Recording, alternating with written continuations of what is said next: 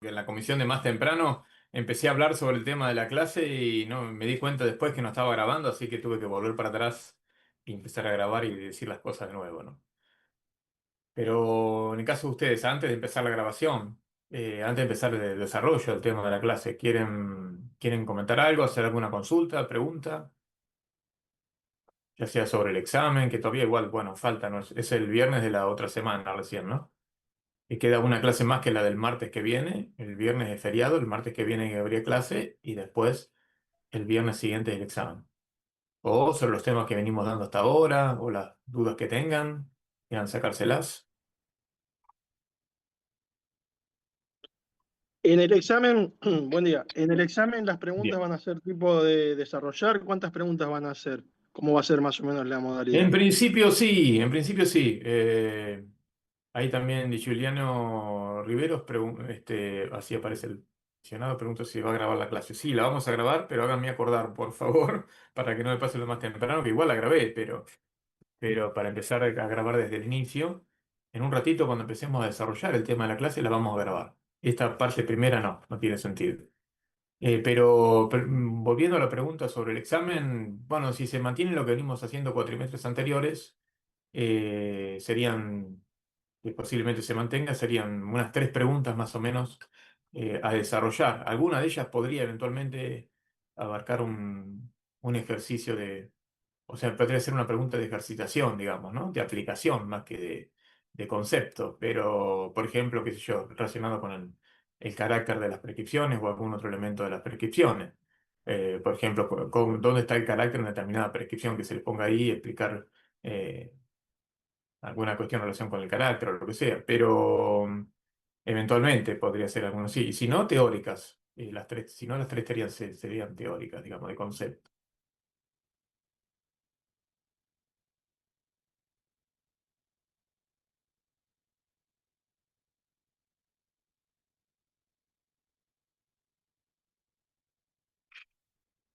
Sobre los temas dados en clases, más si hay algún tema que queremos que entre en el examen y no hayamos llegado a darlo, pero tenemos la intención de darlo, bueno, avisaríamos cuál sería ese tema también, digamos, ¿no? Podría ser algún temita así que se incluya. Pero en principio van a ser temas dados en clase.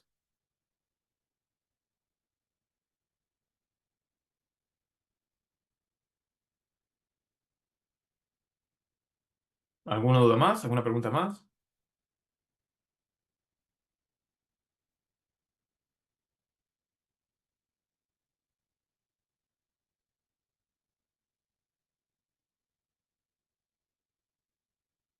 ¿No? ¿Estamos bien? Bueno. Cualquier cosa me consulta cuando les surja, ¿sí? ¿Está bien? Están con los micrófonos apagados porque yo lo configuré así, para que arranquen con los micrófonos apagados, para que no haya acople, ¿vieron? Que si no se producen ecos, acoples, etcétera. Entonces, para evitar eso, nada más que para eso. Pero si ustedes quieren comentar algo mientras yo voy hablando o lo que sea, o hacerme una pregunta, pararme, interrumpirme, háganlo con absoluta libertad, con la misma libertad con la que la pueden hacer en una clase presencial, porque en eso no hay ninguna diferencia.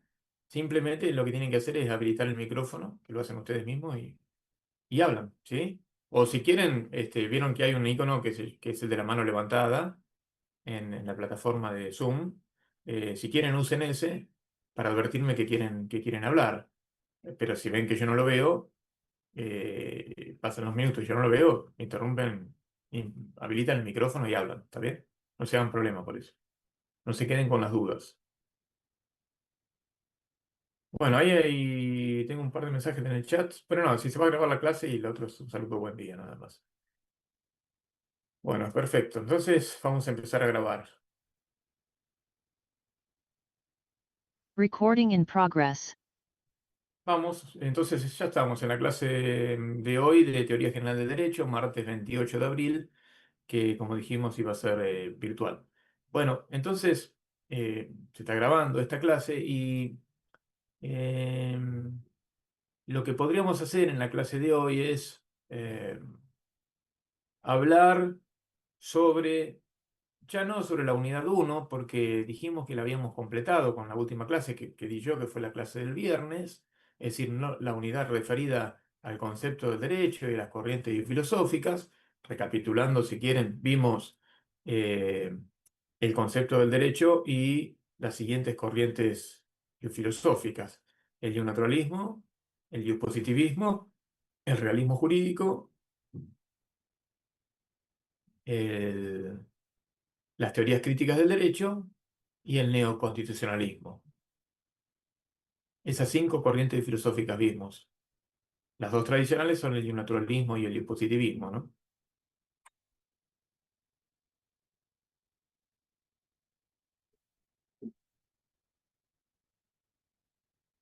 Con respecto a los textos, también para ir adelantando o repasando, porque fuimos dando los textos, ¿no? Para leer respecto de cada uno de los temas, pero recapitulando eso, entonces sería así. Para el naturalismo, el capítulo 1 del libro de Nino, la definición de derecho, el libro de Introducción al análisis del derecho, ¿no? Para el positivismo, dos textos, el libro 1, el capítulo 1 del libro de Nino, y además también la primera parte del libro de Bobbio. El libro de Bobbio se llama El positivismo jurídico, la primera parte referida al surgimiento histórico del positivismo.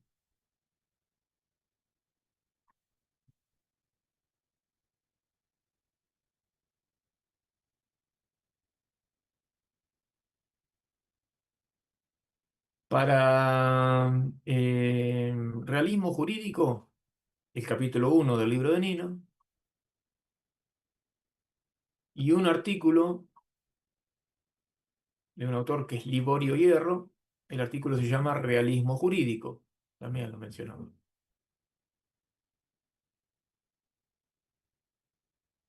Ese artículo, Realismo jurídico, está en un libro de tapa amarilla titulado El derecho y la justicia. Es de autores varios, editado por Ernesto Garzón Valdés y Francisco Laporta, y está disponible también en el campo virtual, como el resto de la bibliografía de los textos. Por el índice de ese libro van a encontrar el artículo de Liborio Hierro.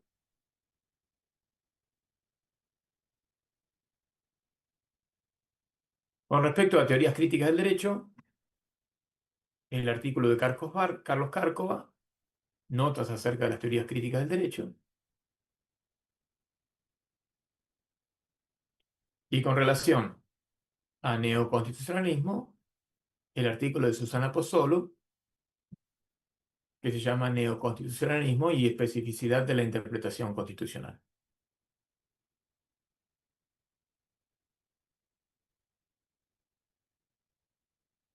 Esos serían los temas de la unidad 1 que entran para el examen y los textos para leer con respecto a cada uno de esos temas. ¿Se entendió? ¿Alguna duda? ¿Alguna pregunta?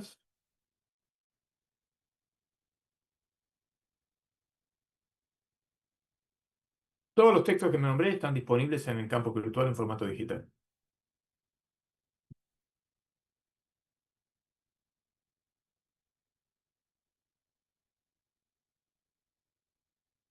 Bueno, ¿listo entonces? Si no hay ninguna pregunta, sigo. Bueno, entonces ahora, estando terminada la unidad 1, no está terminada porque no hay ninguna otra corriente filosófica que nombrar, porque no exista ninguna otra. Hay, por supuesto, muchas más, pero sería interminable y por cuestiones de tiempo no podríamos hacerlo. Así que, bueno, nos limitamos a algunas de ellas, pero algunas de las más importantes, obviamente, ¿no?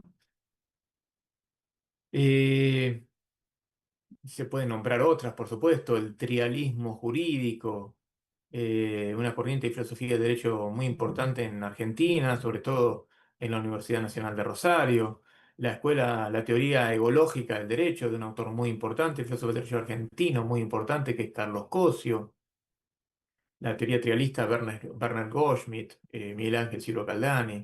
Bueno, la teoría egológica, decía, Carlos Cosio; teoría egológica del derecho también muy importante. Eh, Se podría mencionar también en la Escuela del Análisis Económico del Derecho, sobre todo en Estados Unidos, muy importante; en España también tiene cierta importancia, etcétera.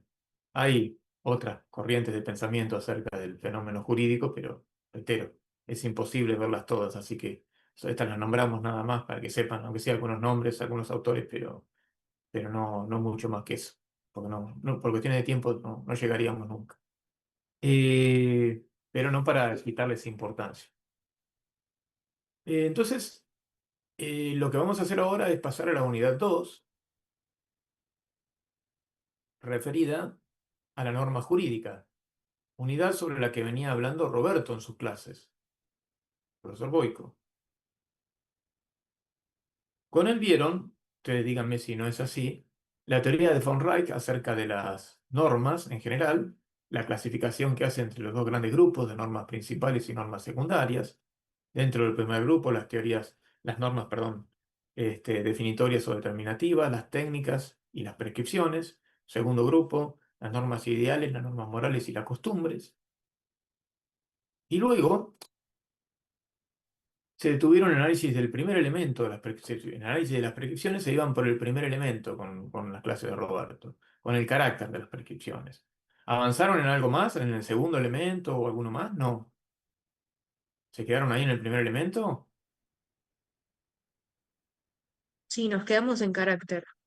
Perfecto. Bueno, vamos a hacer lo siguiente. Yo voy a ir un poquito más atrás y después un poquito más adelante. En el siguiente sentido. En el sentido que, por lo menos por la indagación que hice en la comisión de más temprano, Roberto no habría hablado y podemos agregar eso, agregando un poco más, no porque sea incompleta la clase de Roberto, ni mucho menos, sino para agregar alguna cosita más que figura también en el libro de Nino y puede aportar un poco más sobre el tema, que tiene que ver con los distintos usos del lenguaje. ¿Por qué? Porque las normas jurídicas podría decirse que son, no hay una única definición, por supuesto, o las normas.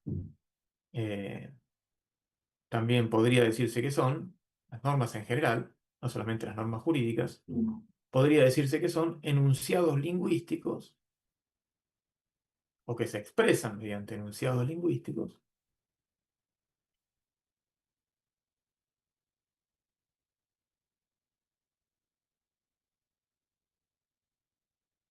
que hacen un uso directivo o prescriptivo del lenguaje. Es decir, que usan el lenguaje para dirigir las conductas,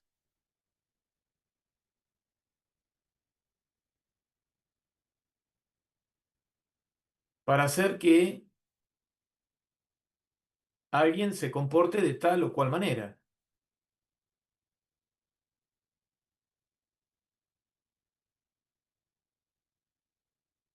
Ese es el uso directivo o prescriptivo del lenguaje,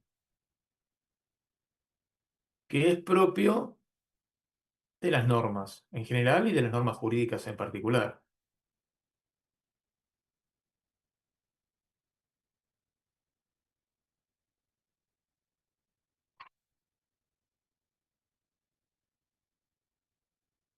Ahora, no son los únicos usos del lenguaje, no es el único uso del lenguaje posible el uso directivo o prescriptivo. Es el en que predominan las normas jurídicas, o mejor dicho, es el que utilizan generalmente las normas jurídicas y las normas en general. Pero hay enunciados lingüísticos que no son normas que hacen otros usos del lenguaje. En ese sentido, hablando de los distintos usos del lenguaje, podemos mencionar, por ejemplo, un uso informativo o descriptivo del lenguaje.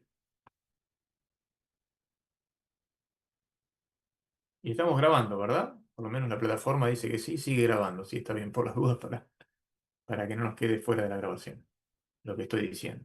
Entonces, uso informativo o descriptivo del lenguaje, es en el que estábamos ahora. ¿Para qué sirve? Sirve para describir la realidad o para informar acerca de la realidad o acerca de un estado de cosas. Una oración, por ejemplo, enunciado que diga, qué sé yo, la pared es blanca, la que tengo atrás no es blanca, pero no importa, un ejemplo nada más. Hace un uso descriptivo o informativo del lenguaje, porque tiene por finalidad informar acerca de una realidad que es el color de la pared en este caso, describir esa característica de la pared.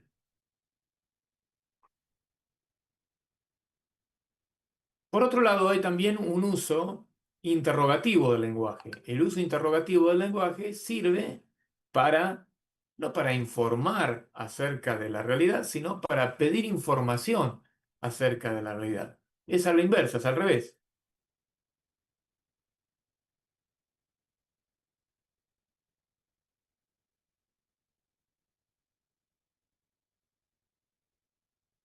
Siguiendo con un ejemplo también, y con el mismo ejemplo, pero lo transformamos en una pregunta.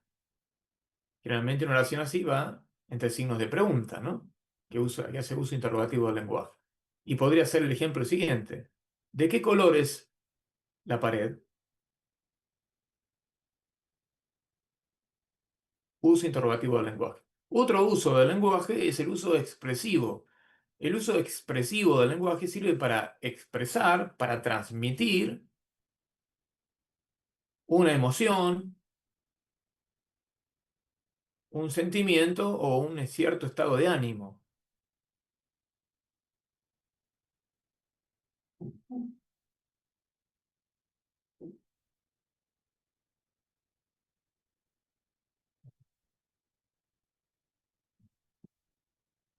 Por ejemplo, cuando yo digo uy, exclamando eso, para expresar el dolor que siento en una parte del cuerpo por haberme golpeado o lo que fuera. En lugar de decir siento dolor en el cuerpo, en ese caso haría uso descriptivo del lenguaje, grito en cambio o exclamo uy o ah, ¿sí? Para expresar dolor. No estoy describiendo lo que siento, lo estoy expresando. ¿Se entiende la diferencia? Uso expresivo del lenguaje.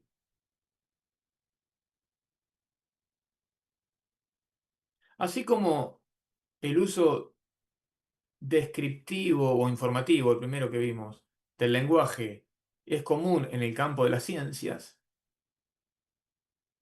el uso, en cambio, expresivo del lenguaje es común en el campo de las artes, por ejemplo, en la poesía, donde abundan metáforas y otras figuras lingüísticas que se usan justamente para hacer uso expresivo del lenguaje.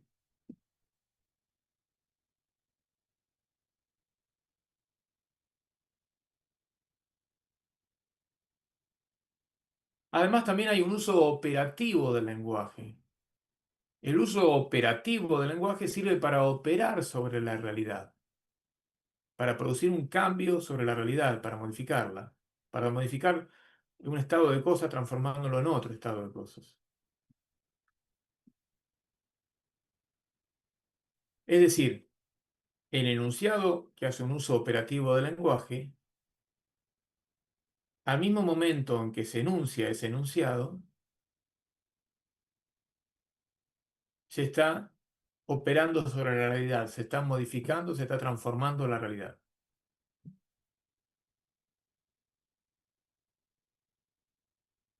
Por ejemplo, el sacerdote en un bautismo dice, bautizo, tiene un niño en brazos, dice, bautizo a este niño con el nombre de Juan.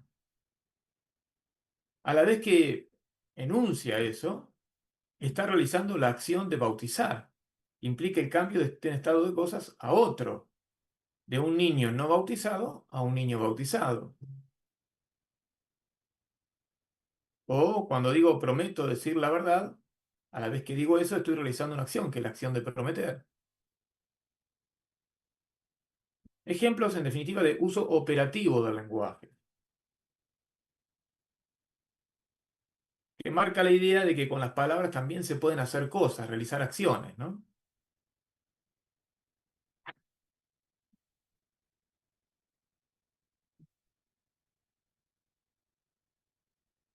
Y por último, bueno, el uso que mencioné al principio de todo, que es, ahí vamos Hernán, que levantó la mano, ahí te estoy viendo, que es el uso directivo o prescriptivo del lenguaje, que como ya dijimos es el uso del lenguaje que sirve para dirigir una conducta, o una o unas conductas, ¿no?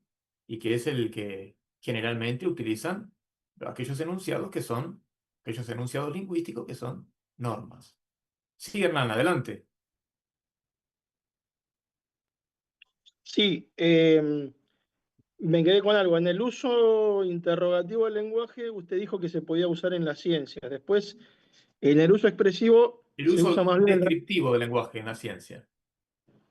Ah, descriptivo en las ciencias. Sí. Ok. Pero en En- interrogativo eventualmente podría ser también. En una investigación, por ejemplo, en una tesis, qué sé yo, de investigación, se plantean generalmente un problema y una hipótesis que es como una solución o respuesta al problema.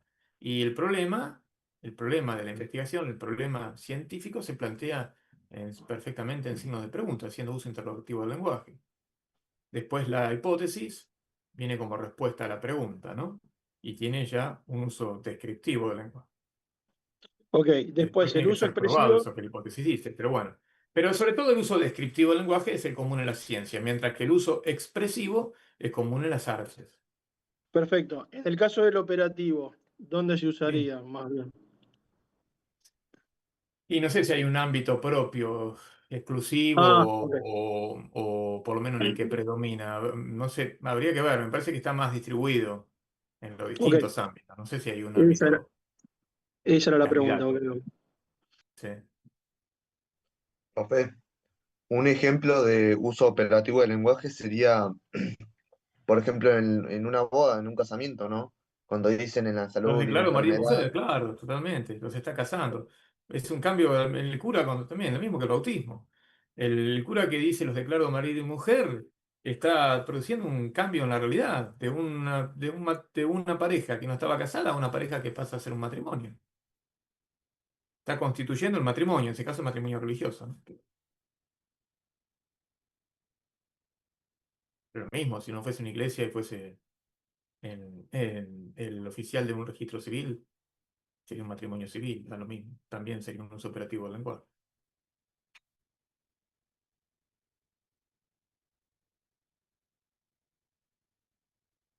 En cambio, si yo digo la pared es blanca, no hace uso operativo del lenguaje. ¿Por qué? Porque no estoy cambiando nada. Simplemente estoy describiendo o informando acerca de algo. ¿Se entienden, no? Las diferencias.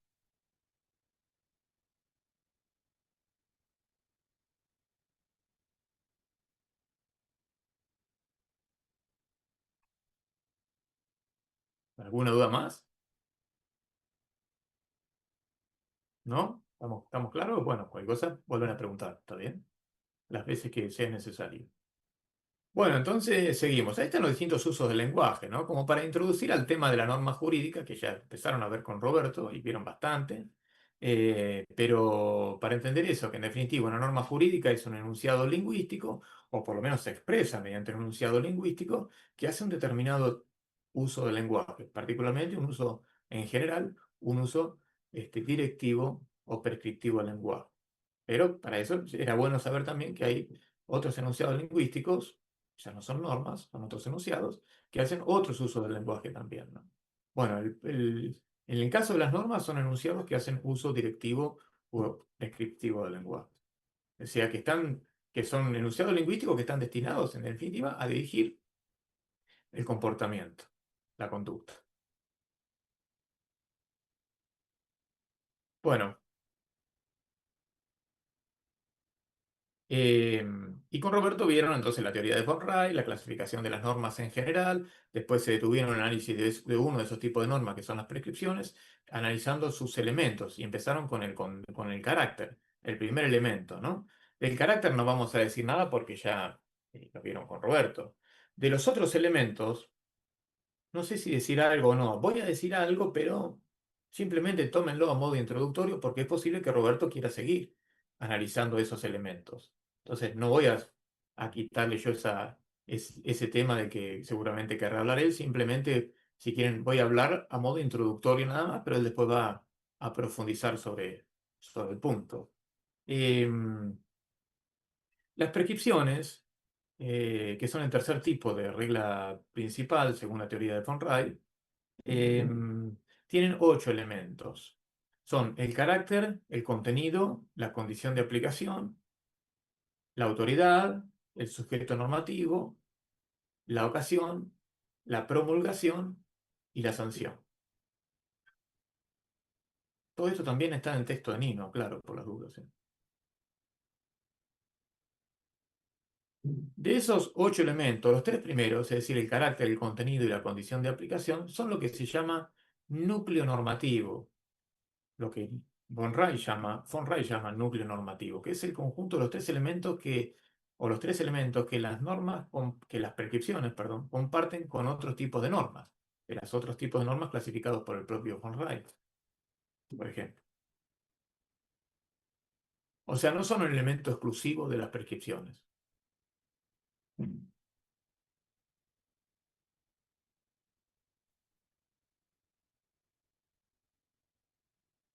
Los dos elementos siguientes, la autoridad normativa y el sujeto normativo, sí son, y le habría que ver si la ocasión, pero por lo menos la autoridad normativa y el sujeto normativo son elementos distintivos de las prescripciones, o sea, elementos que caracterizan exclusivamente a las prescripciones, que no están presentes en los otros tipos de normas que analiza von Rey.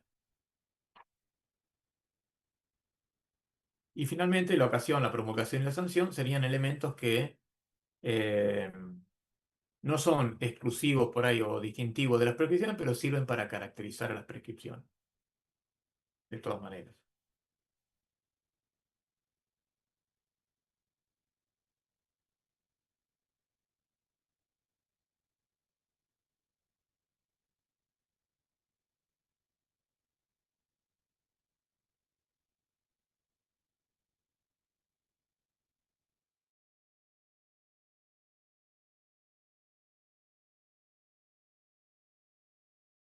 Ya estamos de nuevo. Vi que algún compañero ahí preguntó qué había pasado, que se cayó el sistema. ¿No participaron nunca de una videoconferencia en Zoom? Porque lo que pasó no tiene nada de raro. Es lo más común que hay. Eh, y aparte, si ya tuvieron la videoconferencia con Roberto, ¿le habrá pasado lo mismo o no? Lo No, que con pasó, Roberto no nos pasó lo mismo, profe. ¿no les pasó lo mismo? No, ¿No se cortó a los 40 minutos la videoconferencia? no. Bueno, si es así, es porque Roberto está utilizando una versión paga de Zoom. De lo contrario, la versión básica, ustedes sabrán eso, o sea, han participado de otras videoconferencias igual, aunque no sea con Roberto. O es la primera vez que usan en la vida alguna videoconferencia. No creo, porque si yo que tengo 40, 52 años no es la primera vez, ustedes que son más jóvenes, me imagino que menos, o sea, tendrán que estar más adaptados a la tecnología que yo. Y sabrán entonces que Zoom es una plataforma que tiene, como todas, varias versiones, gratuitas y pagas. La versión gratuita, la básica, se corta a los 40 minutos. Pero es muy simple, para continuar hay que volver a unirse con el mismo link y listo. No hay más secreto que eso. No es que se cae el sistema ni se acaba el mundo, es simplemente un límite de tiempo que establecido en la versión gratuita. Que no pasa nada. Eh, es simplemente eso. Bueno, cosa que no pasa con otras plataformas como Meet, por ejemplo. En Meet no se corta los 40 minutos. La contra que tiene Meet es que no se puede grabar porque lo permitió en la versión gratuita para centros educativos. Google, Meet es de Google. Lo permitió durante la pandemia, terminó la pandemia y dijo, bueno, ahora no se graba más. Y eliminó la función gratuita de grabación. Entonces, como es importante también que las clases queden grabadas, y a ustedes les importa que las clases queden grabadas, utilizamos la plataforma Zoom, no la plataforma Meet. Y cuando se corta los 40 minutos, reanudamos con el mismo link y listo. Es así de simple. Bueno, seguimos entonces. Vuelvo a grabar. Recording in progress. Bueno, ya estamos grabando la segunda parte de la reunión. Les decía entonces, antes de que se cortara, cuáles son los 8 elementos de las prescripciones, que el tema del que vienen hablando con Roberto, yo simplemente voy a hacer un análisis introductorio nada más, y no en el caso del carácter, porque el carácter ya lo vieron con Roberto, lo estuvieron analizando en profundidad, sino más bien de los otros elementos. El carácter simplemente, recordemos, seguramente lo vieron con Roberto, hace al cómo de la prescripción, es decir, cómo se debe regular la conducta. Si una norma es una prescripción, en definitiva, busca dirigir la conducta de otro, bueno, ¿de qué modo busca dirigirla? ¿De qué modo? Prohibiéndola, estableciendo su obligatoriedad, estableciendo que está permitido realizar esa conducta, que está permitido no realizarla. ¿De qué modo? Eso hace al carácter de la prescripción, en definitiva. Tiene que ver el modo con que se regula la conducta, en definitiva el modo también con lo que se regula el deber establecido en la prescripción. Porque se puede regular positivamente, debes hacer algo, negativamente, no debes hacer algo. ¿También? Hay distintas maneras de regular el deber y por lo tanto de regular la conducta. Eso hace el carácter de la prescripción y por lo tanto están involucrados en el carácter los llamados operadores deónticos. Es decir, la obligación, la prohibición, la permisión positiva y la permisión negativa.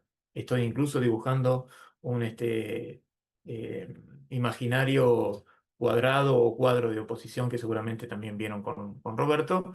Y esos son los operadores deónticos. A la permisión negativa, algunos autores le llaman facultad, Roberto creo que le llamó también facultad, y otros llaman facultad a la suma de la permisión negativa y la permisión, de la permisión positiva y la permisión negativa. Es decir, consideran que la conducta es facultativa cuando está permitida tanto su realización como su no realización. Pero Roberto creo que llamó, con otros autores que también hacen eso, eh, facultad a la permisión negativa. Sí, Hernán, adelante. Sí, usted antes de que se cortara recién estaba haciendo una clasificación que me pareció bastante interesante en relación a los elementos. Usted había dicho que los primeros tres formaban el núcleo normativo, explicó por qué, y luego hizo otra clasificación que me perdí sobre los otros elementos. Creo que usted había, si no anoté mal, había juntado la autoridad normativa y el sujeto normativo como en otro grupo, puede ser, y los últimos El tres. grupo, claro, el grupo de los elementos que son distintivos de las prescripciones, o sea, que son exclusivos de las prescripciones. Elementos que no vas a encontrar en otras normas, la autoridad normativa y el sujeto normativo. Porque la característica distintiva que tienen las prescripciones, señala von Rey, es que se caracterizan por haber una relación de superioridad jerárquica entre el emisor de la prescripción y el destinatario de la prescripción. Como el emisor de la prescripción es superior jerárquico al destinatario, entonces recibe el nombre de autoridad y el destinatario sujeto normativo. Y esas características se presentan solo en las prescripciones, no en los otros tipos de normas. Dice von Reich, ¿no? Perfecto, y en relación a los últimos tres, había dicho usted algo más, me parece. Son En elementos que relación- sirven para caracterizar mejor a las prescripciones, pero no son exclusivos de las prescripciones, no son distintivos solo de las prescripciones. Ok, gracias. Por nada. Bueno, entonces seguimos. Eh, Dijimos el carácter era eso, bueno, lo vieron con Roberto de todas maneras. Vamos al contenido. ¿Qué es el contenido? El contenido es la conducta regulada por la prescripción.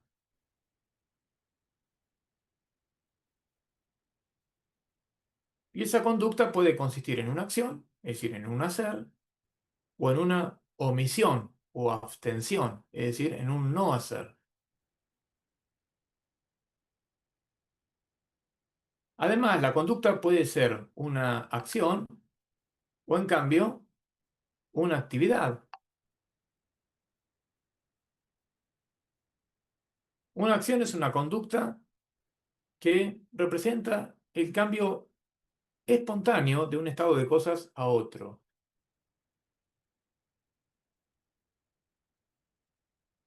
En cambio, una actividad es una conducta que representa un cambio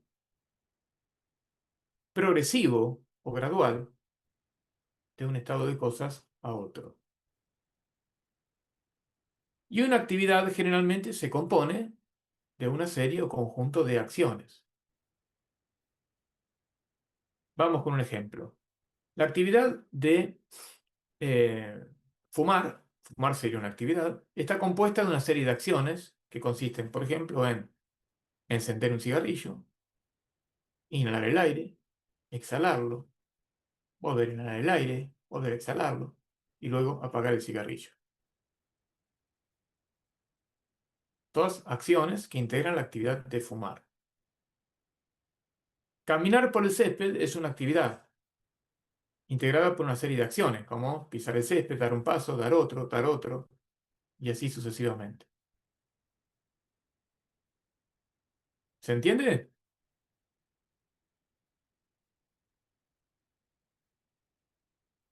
Bueno, esa es la conducta regulada por la prescripción, acción o actividad, acción o omisión. En definitiva, el contenido de la prescripción. Si nosotros pusiésemos un ejemplo de una prescripción, cualquiera, cerrar la puerta, debe cerrarse la puerta. ¿Cuál es el carácter? Si la prescripción dice debe cerrarse la puerta, ¿cuál es el carácter?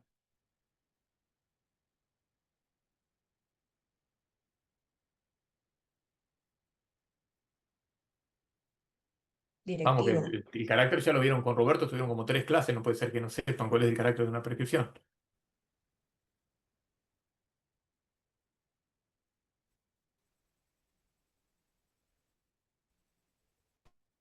¿Cómo? ¿Cuál?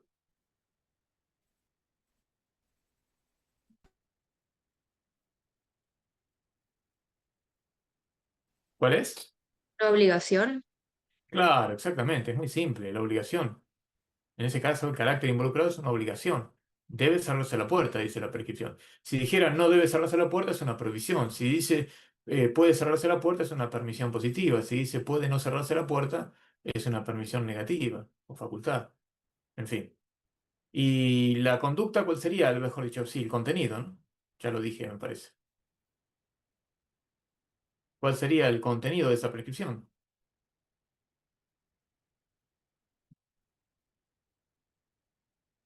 Cerrar la puerta. Cerrar la puerta. Vamos, póngale ritmo porque si no nos vamos a las 11 en vez de las 10. Cerrar la puerta. Y calculo que La ustedes tendrán acción otras de cosas que cerrar la hacer a las 10. puerta.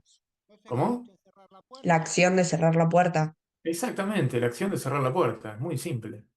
Entonces, la prescripción que dice debe cerrarse la puerta, el carácter está en el debe, es decir, es una obligación, y el contenido en cerrar la puerta, que es la acción, regulada por la prescripción, la conducta. Concretamente una acción en ese caso, claro. Perfecto. Bueno, tercer elemento, condición de aplicación. La condición de aplicación es la situación de hecho que debe darse para que pueda o deba realizarse el contenido de la prescripción.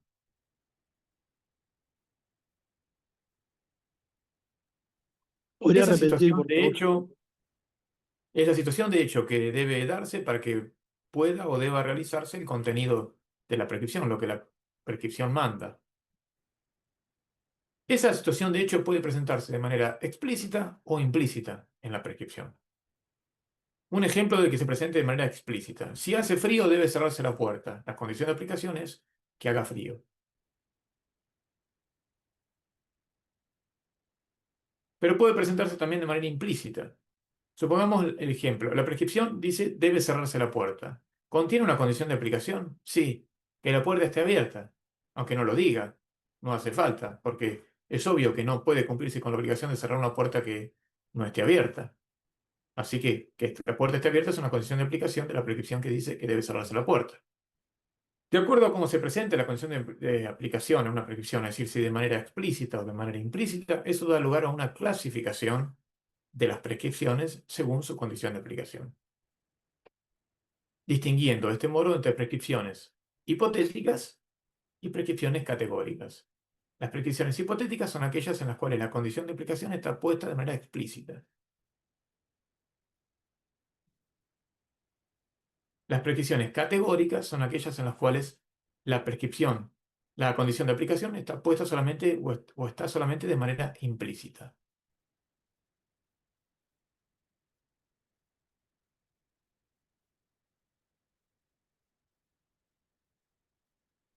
¿Podría, por favor, volver al ejemplo de las formas implícita o explícita? Explícita, si hace frío debe cerrarse la puerta. Implícita, debe cerrarse la puerta. En este segundo caso, la condición es que la puerta esté abierta, aunque no lo diga la prescripción. Implícita.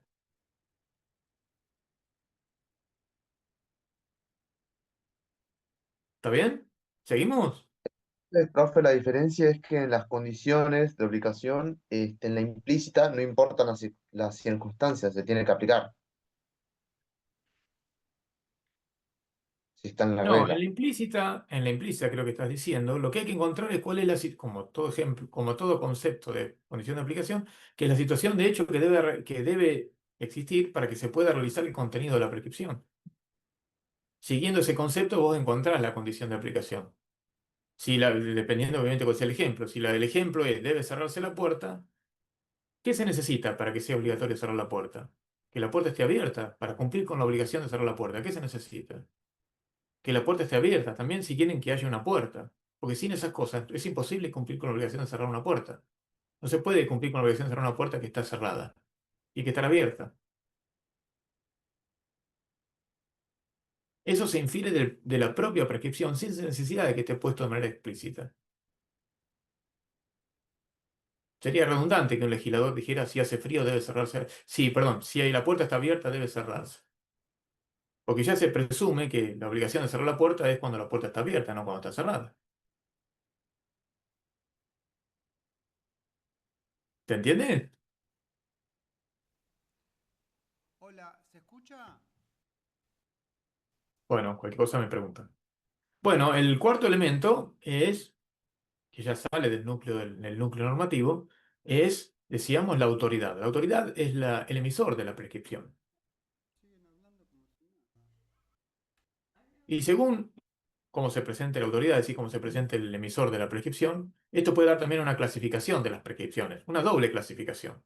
Por un lado, una que distingue entre prescripciones teónomas y prescripciones positivas. Las prescripciones teónomas son aquellas en las cuales la autoridad es Dios. Teo significa Dios. Las prescripciones positivas son aquellas en las cuales la autoridad es el ser humano. Positivo significa eso, ¿no? Creado por el ser humano. Dijimos que derecho positivo es derecho creado por los seres humanos, que es producto de la voluntad humana. Bueno, una prescripción positiva es una prescripción en la que la autoridad normativa, el autor, entonces, o el emisor de la prescripción, es un ser humano. La otra clasificación de las prescripciones, según también la autoridad, es la que distingue entre prescripciones autónomas y prescripciones heterónomas. Una prescripción autónoma, auto significa uno mismo o lo propio, o para sí mismo. Una prescripción autónoma, entonces, es aquella en la cual la autoridad normativa se da la prescripción hacia sí mismo. O sea, el emisor y el destinatario de la prescripción coinciden en una misma persona. Por ejemplo, debo cerrar la puerta.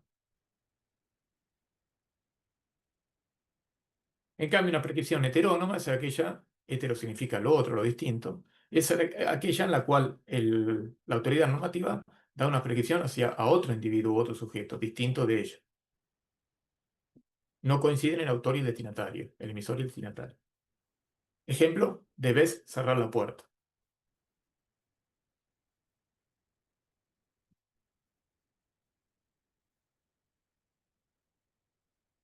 Siguiente elemento, sujeto normativo. El sujeto normativo es el destinatario de la prescripción. Y según cómo se presente el sujeto normativo, las prescripciones pueden clasificarse en dos tipos: prescripciones generales y prescripciones particulares.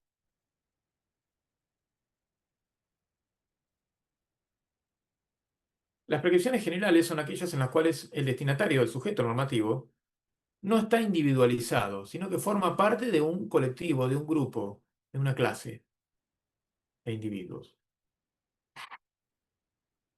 Ejemplo, el artículo 14 de la Constitución Nacional dice: todos los habitantes de la nación gozan de los siguientes derechos. No dice Juan Gómez goza de los siguientes derechos. ¿Se entiende? No está individualizado. Se refiere a un grupo, a un colectivo.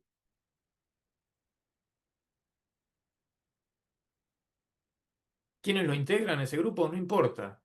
Sea quien sea que lo integren, el destinatario es aquel que pertenezca a ese grupo, independientemente de quién sea. ¿Se entiende?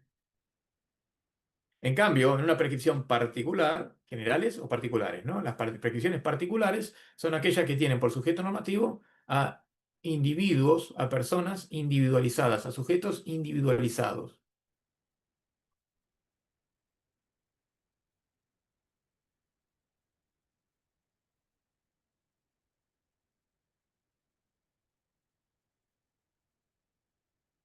Por ejemplo, Juan Gómez debe cerrar la puerta. Hola, ¿me escucha?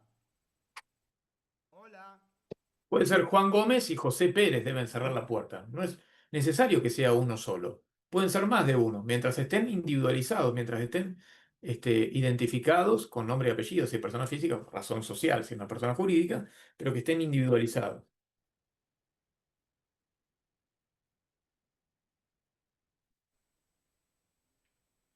Hola, ¿se escucha?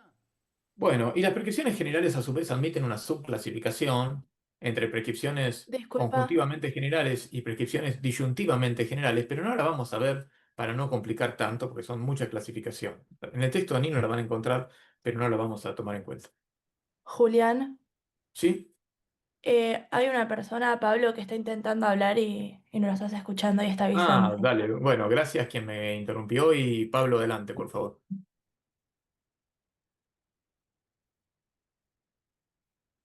Hola, ¿se escucha algo? Porque no sé qué Yo pasa. no puedo, dice, pero no sé si está refiriendo a que no puede usar el micrófono Sí, ¿se o qué es lo que escucha no algo? puede o lo que quiere hacer y no Pero puede. no se escucha nada. No se escucha nada. A Bueno, ver, el chat. Yo no puedo. Daría la idea de que es implícita, sería la hipotética, es al revés, no hablo porque no me escuchan, no sé. Ah, que es categórica, si se presume la condición. Bueno, pero eso es anterior. No sé si ahora Pablo queda todavía con alguna duda o no. Espérenme un segundo, interrumpo un segundo, ¿sí? Ya vengo.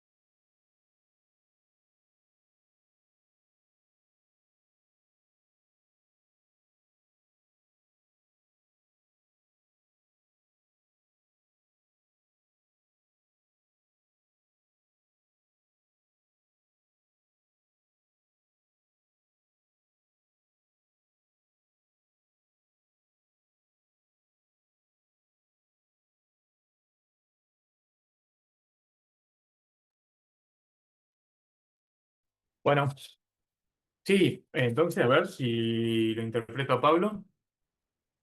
¿se escucha un poco? ¿Qué pasó?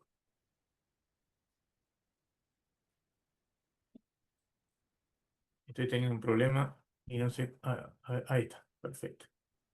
Si ahora pregunto qué es particular solo en el caso de una sentencia firme de juicio destinada a un caso particular, ¿solo así se da? Ah, está bien, Pablo, el ejemplo está bien.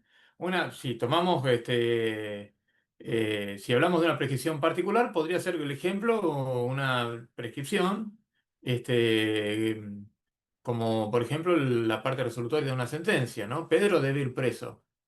¿No? Por ejemplo, una condena al que se condena a Pedro por haber, a prisión por haber matado a Juan, supongamos. Entonces, es prisión particular, porque no está dirigida a un conjunto innominado o indeterminado de personas, sino a una persona individualmente considerada. Podría ser Pedro y Juan deben ir presos, no importa, pero están individualizados. Sí, una sentencia sería un ejemplo de una norma particular y por tanto de una prescripción particular. Otra, un contrato común también encontrar normas particulares tanto en las sentencias como en los contratos, o también en los actos administrativos, por lo menos los que son de alcance particular, ¿no? Los propiamente dichos. Bueno, en cambio, una ley en general es una norma, una prescripción de alcance general. Es raro que contenga un destinatario individualizado, ¿no? Bueno, de nada, Pablo. Seguimos entonces. Eh, Ese era el sujeto normativo. Siguiente elemento. La ocasión. La ocasión es la localización espacial y o temporal de la prescripción. Reitero, localización espacial y o temporal de la prescripción. Por ejemplo, una norma de tránsito que dice prohibido estacionar frente a la Facultad de Derecho de lunes a viernes. Ahí tenés tanto localización espacial como temporal. Ambos hacen a la ocasión de la prescripción. La localización espacial, en el ejemplo que di, es frente a la Facultad de Derecho. Es el espacio, es el lugar físico en el que se localiza la prescripción. En cambio, la localización temporal, en el ejemplo que di, es de lunes a viernes. Es entonces el tiempo en el que se localiza la prescripción, el plazo, el tiempo. ¿Se entiende? Eso hace la ocasión, localización espacial y o temporal de la prescripción. Y de acuerdo con la ocasión, las prescripciones también se pueden clasificar del mismo modo que se pueden clasificar según el sujeto normativo, es decir, como prescripciones generales o en cambio particulares. Una prescripción general según la ocasión es aquella en la que no se especifica, no se individualiza el espacio ni el tiempo en el que se localiza la prescripción. Por ejemplo, prohibido estacionar, ¿no? Simplemente. Entonces uno piensa que está prohibido estacionar en cualquier lugar y en cualquier momento. O, qué sé yo, no sé, prohibido estacionar, no sé, en la provincia de Buenos Aires, una ley de la provincia de Buenos Aires que diga prohibido estacionar en territorio de la provincia, sin especificar qué parte o una ley de la ciudad que diga prohibido estacionar, no sé, en la ciudad y que no diga en qué partes de la ciudad, ¿no? O en cambio una ley que diga que está prohibido estacionar en, no sé, en la avenida Figueroa Alcorta frente a la Facultad de Derecho es en ese caso, una eh, prescripción particular, porque está individualizado, está especificado el espacio, es decir, la localización espacial de la prescripción.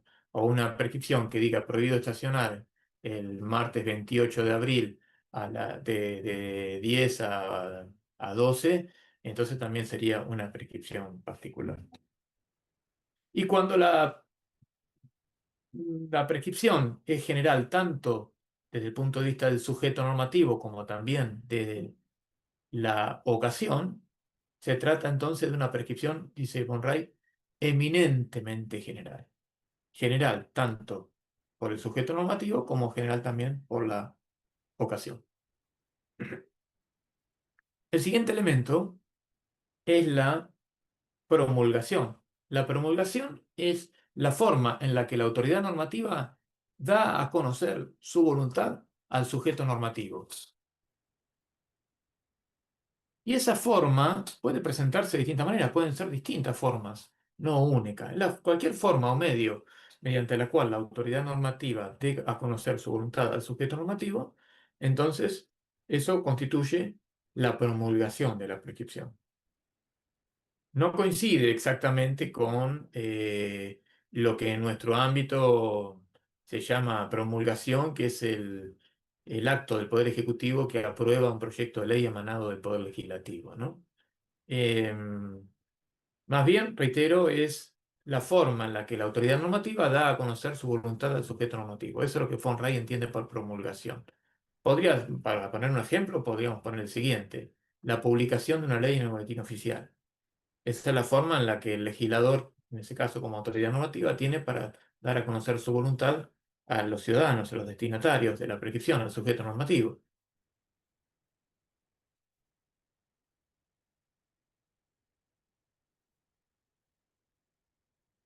Bueno, y por último, la sanción. La sanción es la amenaza de castigo para el caso de incumplimiento de la prescripción. No otra cosa que eso. Según von Reich, digamos, ¿no? Después la sanción la vamos a ver como un concepto básico del derecho, conjuntamente con el sujeto y otros conceptos básicos, de manera mucho más explayada, siguiendo en gran medida la teoría de Kelsen, pero eso va a ser después.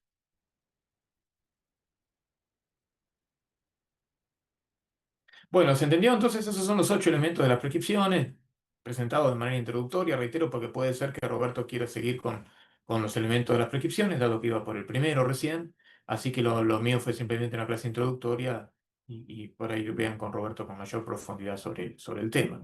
Lo que me gustaría hacer, que considerando que faltan algunos minutos todavía, para poder completar en alguna medida este tema de la norma jurídica también, ver algunas teorías de algunos juristas sobre la norma jurídica. ¿Qué entienden por norma jurídica algunos juristas de renombre, conocidos históricamente?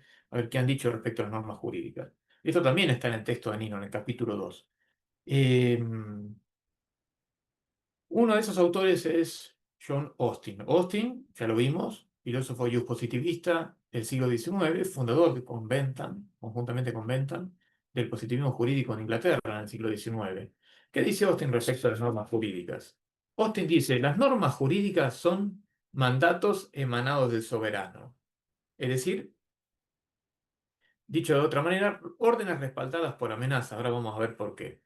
Pero retengamos esta definición, mandatos emanados del soberano. Para entender del todo qué quiere decir Austin con eso, es importante entender qué es mandato y qué es soberano, siempre para Austin, ¿no? Un mandato, dice Austin, es una expresión de deseo de comportamiento en uno u otro sentido, en una u otra dirección. Eh, pero claro, no toda expresión de deseo es un mandato. Para que una expresión de deseo sea un mandato, hace falta que esa expresión de deseo sea de cumplimiento obligatorio. Y es de cumplimiento obligatorio cuando su incumplimiento genera una sanción, un acto coactivo. Porque hay expresiones de deseo que no tienen esa característica y por lo tanto no son mandatos. Por ejemplo, una súplica, un ruego, una recomendación, una propuesta, un consejo, una exhortación. Son también expresiones de deseo. Sin embargo, no son mandatos. ¿Por qué no lo son? Porque su incumplimiento no acarrea un castigo, una sanción, un acto coactivo, un acto coactivo. En cambio, los mandatos sí. Son expresión de deseo de cumplimiento obligatorio porque su incumplimiento acarrea una sanción. Eso es un mandato. ¿Y qué es un soberano? Un soberano, dice Austin, es una persona, un sujeto, que en una determinada sociedad tiene el hábito de recibir obediencia de parte de todos los miembros de esa sociedad. Y él, a su vez, no tiene el hábito de obedecer a nadie, ni dentro de esa sociedad, ni tampoco fuera de esa sociedad. Eso es un soberano para Austin. Esto de no obedecer a nadie ni dentro de la sociedad ni fuera de la sociedad es importante porque habla de la idea de que el soberano tiene tanto independencia interna como independencia también externa. Y permite distinguir, por ejemplo, no sé, en una sociedad colonial, la figura del rey de la del virrey, en un virreinato. Porque el virrey no es soberano. ¿Por qué no lo es? Porque tiene independencia interna, o sea, dentro de la sociedad virreinal todos le obedecen, pero él a su vez fuera de la sociedad virreinal obedece a alguien más, que es el rey. El rey sería el soberano, no el virrey. ¿Se entiende? Pues esas son las características con las que se puede eh, describir a un soberano, ¿no? Así es un soberano. Bueno, entonces una norma jurídica dice son mandatos emanados del soberano. Y por eso Austin yo, por ejemplo, consideraba que las normas, las órdenes de un padre hacia un hijo no eran normas jurídicas porque el padre no es soberano. Porque dentro de la familia puede ser que los miembros, los padres, ¿no? Que los hijos le obedezcan, pero a su vez obedece a alguien más, al legislador o a quien sea. El soberano sería, en una monarquía, sería, supongo, el rey, el monarca. En una república podría ser el parlamento, o si es una democracia, el pueblo, o quien sea. Tiene que tener las características que les mencioné. Que tenga el hábito de ser obedecido por todos los miembros de la sociedad y a su vez no tenga el hábito de obedecer a nadie, ni dentro de la sociedad, ni fuera de la sociedad tampoco. Y Austin también consideraba, por ejemplo, que las normas de lo que hoy llamamos derecho internacional no son normas jurídicas. No son normas jurídicas porque en el derecho internacional los estados están en una relación de paridad. Ningún estado obedece a otro. Y por lo tanto, eh, al estar en una relación de paridad, formalmente por lo menos, ¿no? Ningún estado obedece a otro. Entonces no se da esa relación de obediencia necesaria para que exista un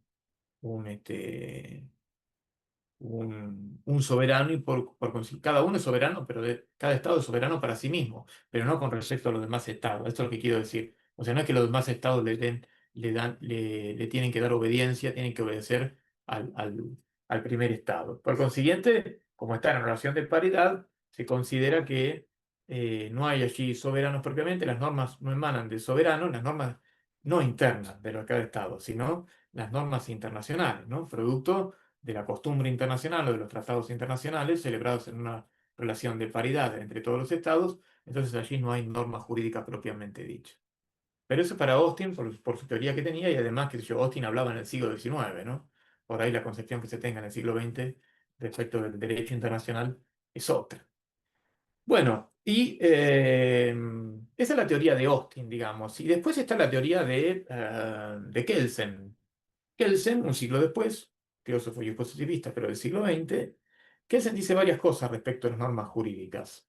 Por un lado, dice, pero de alguna manera tiene una concepción similar a la de Austin. ¿Similar en qué sentido? En el sentido de que tanto para Kelsen como para Austin, todas las normas jurídicas tendrían una misma estructura. ¿Pero qué dice Kelsen respecto a las normas jurídicas? Dice varias cosas. Por un lado, dice que las normas jurídicas son técnicas de motivación de la conducta humana. Todas, en realidad, las normas, dice Kelsen, jurídicas o no, son técnicas de motivación de la conducta humana. Lo que pasa, dice Kelsen, que hay técnicas de motivación directa de la conducta humana y técnicas de motivación indirectas.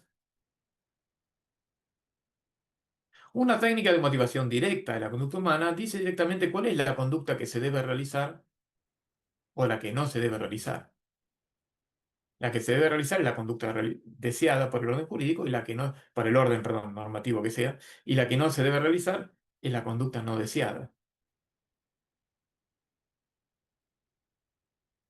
En cambio, una técnica indirecta de motivación de la conducta humana no establece cuál es la conducta que se debe realizar o no se debe realizar, sino las consecuencias que va a tener la conducta deseada y las que va a tener la conducta no deseada. Ejemplo de técnica de motivación directa de la conducta humana, dice Kelsen, son las normas morales. Una norma moral dice directamente qué debe hacerse o qué no debe hacerse. Por ejemplo, se debe cumplir las promesas, se debe decir la verdad, no se debe mentir, no se debe matar.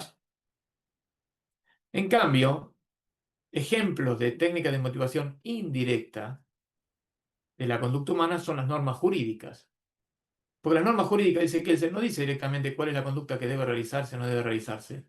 Lo que establece son consecuencias para las conductas que deben realizarse y que no deben realizarse, las deseadas y las indeseadas. Y esas consecuencias pueden ser el castigo o el premio. Esas son las técnicas indirectas, el castigo o el premio. En general, las normas jurídicas operan utilizando el castigo como técnica de motivación de la conducta humana. Ejemplo, 79 del Código Penal. Si alguien mata a otro, debe aplicársele una pena de prisión o reclusión de 8 a 25 años. No dice la norma no se debe matar. Dice, si alguien mata, debe ir preso. Establece el castigo como técnica de motivación indirecta de la conducta humana. De esta manera motiva la conducta de no matar, pero de manera no directa, diciendo que no se debe matar, sino de manera indirecta, diciendo si matas, vas a ir preso. ¿Se entiende? Ahora, también hay ejemplos de normas jurídicas que operan mediante el premio como técnica indirecta. Siempre técnica indirecta, pero mediante el premio. Por ejemplo, la ley de protección integral de los derechos de las personas con discapacidad en Argentina establece un incentivo impositivo, concretamente un, un descuento en impuestos o una reducción de impuestos para o una exención de ciertos impuestos para aquellas personas, empresas que contraten en su planta de personal personas con discapacidad. En ese caso, el ejemplo es un premio, no un castigo. Pero por lo general, las normas jurídicas dice Kelsen operan mediante premios. Y las normas religiosas, dice Kelsen, al igual que las jurídicas, son técnicas de motivación indirecta de la conducta humana. ¿Por qué? Porque operan también mediante el premio o el castigo. Solo que el castigo y el premio, dice Kelsen, en el caso de las normas religiosas no se dan en este mundo, sino en el otro mundo. Son concretamente el infierno y el cielo.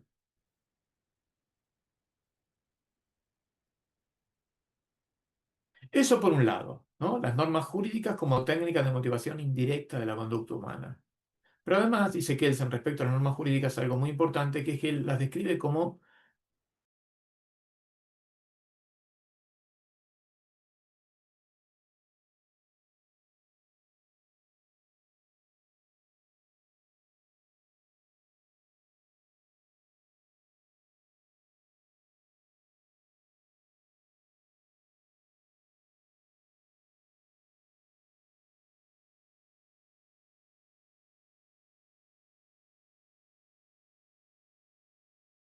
¿por qué? Y dijimos también que Kelsen dice que las normas jurídicas son juicios de deber ser coactivos. ¿Por qué son juicios de deber ser coactivos? Bueno, juicio como sinónimo de enunciados. Juicio es un enunciado, ¿está bien? De deber ser porque es un enunciado que no dice que algo es o no es, sino sería un enunciado de ser, sino que dice que algo debe ser o no debe ser, que una conducta o que una determinada acción debe llevarse a cabo o no debe llevarse a cabo. Por eso es juicio de deber ser. Y además es coactivo. ¿Por qué es coactivo?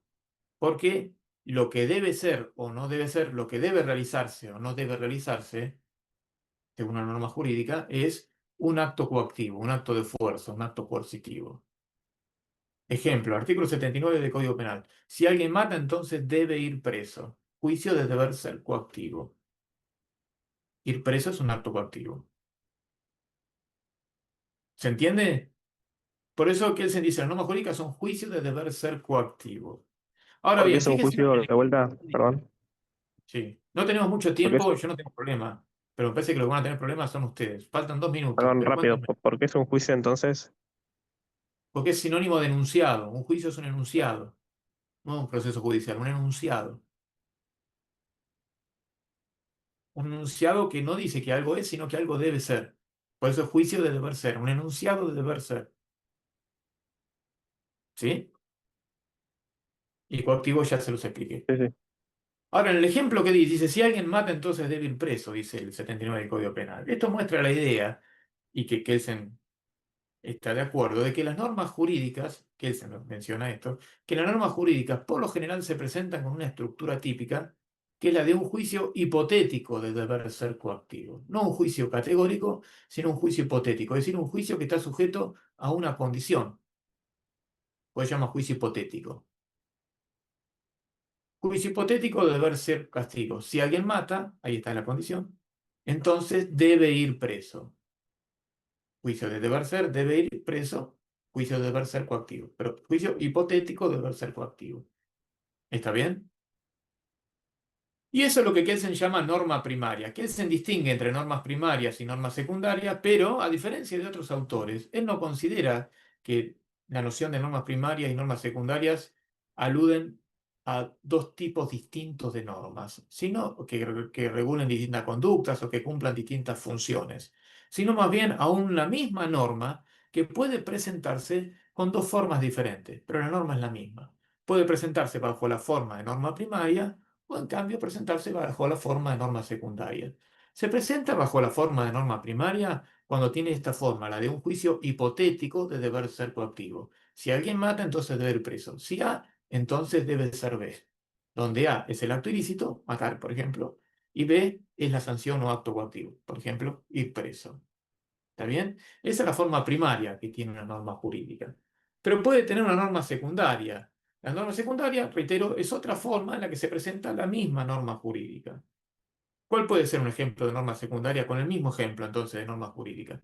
El ejemplo sería debes no matar o se debe no matar. Es la misma norma, dice lo mismo, nada más que de otra forma. Y en ese caso, esa otra forma la presenta la norma jurídica no como un juicio hipotético, sino como un juicio categórico. Desaparece la hipótesis o condición. Desaparece el si alguien mata, sino que directamente se dice se debe no matar. Y entonces la transformación de la regla primaria, la norma primaria, digo, la norma o de la forma de norma primaria a la forma de norma secundaria, claro, ahí dicen, y no hay sanción, exactamente. Es mediante una regla de transformación que consiste en lo siguiente, en eliminar el consecuente de ese juicio condicional, que era la norma primaria, de ese juicio hipotético, si alguien mata debe ir preso, elimino el consecuente, o sea, ir preso, mantengo el verbo deber ser, se debe, y niego el antecedente. En lugar de decir si alguien mata, digo no matar. Mantengo el verbo deber ser. Se debe no matar. Así queda construida la norma secundaria, que es la misma norma presentada de otra forma. No cumple una función distinta. Y a su vez también Kelsen dice que puede haber normas categóricas, que no sean ya simplemente una norma secundaria, o sea, una misma norma presentada de otra forma, pero son las normas menos importantes de los sistemas jurídicos. Son normas jurídicas también para Kelsen, pero no revisten la importancia que revisten las normas, las otras normas. Son las normas de alcance particular, como por ejemplo una sentencia o un contrato. En general esas normas son categóricas. Una sentencia, imagínense el juez que va a condenar, que tiene que intervenir, dictar una sentencia en un caso de homicidio, no puede decir en la sentencia si alguien mata debe ir preso. Tiene que decir Pedro debe ir preso o Pedro no debe ir preso por haber matado a Juan. ¿Se entiende? Entonces ahí hay una norma categórica, no hipotética, pero es una norma de alcance particular, como es propia de la sentencia, o también en el caso de los contratos.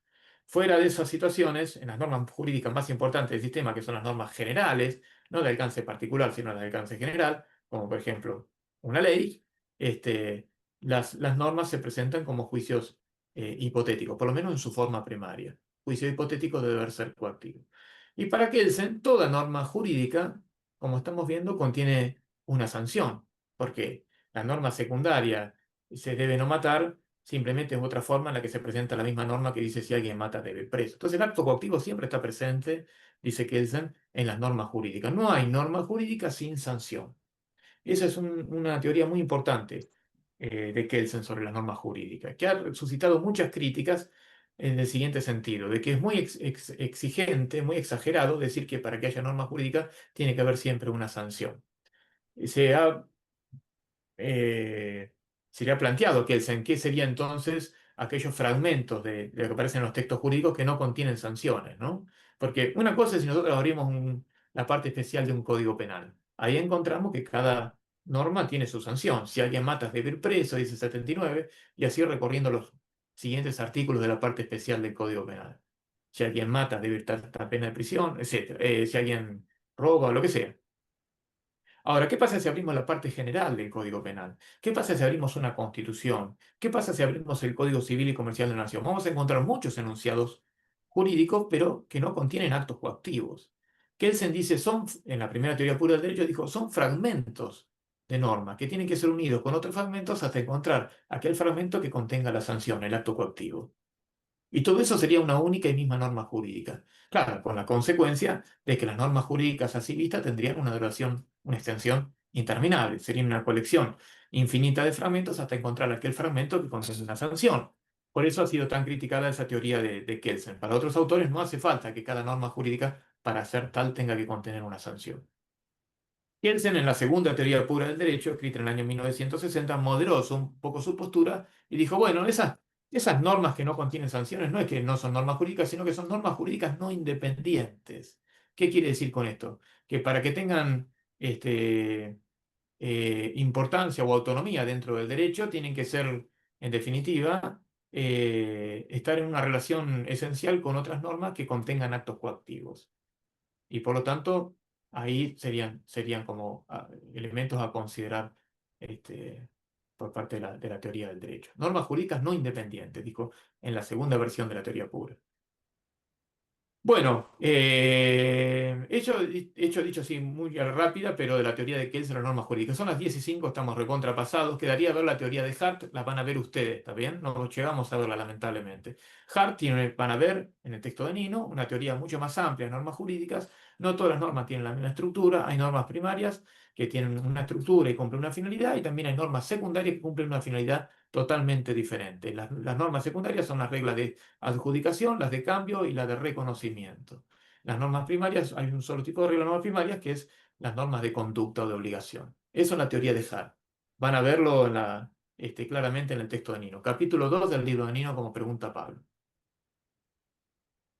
Y cualquier duda nos consultan, obviamente. Bueno, ¿alguna duda antes de cerrar, aunque estamos pasados?